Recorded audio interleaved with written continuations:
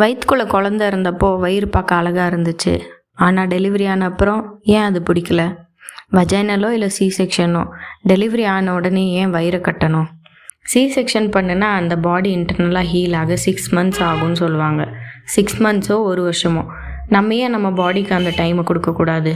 எனக்கு C section தான் ஆச்சு. நான் என் பாடி ரெக்கவர் ஆகுறதுக்கு அந்த டைம் கொடுத்துட்ருக்கேன்.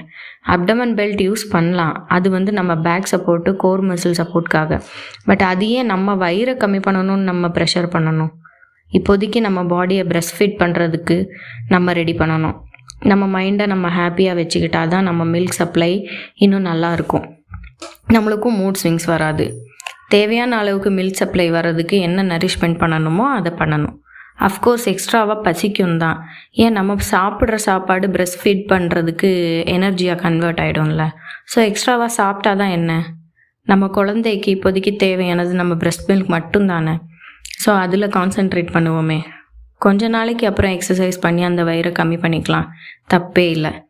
இந்த மொமெண்ட்டை என்ஜாய் பண்ணுங்கள். அந்த குட்டி குழந்தைய பார்த்து ரசிக்கிற டைமை என்ஜாய் பண்ணுங்கள். பசங்க கடகடன்னு வளர்ந்துருவாங்கங்க.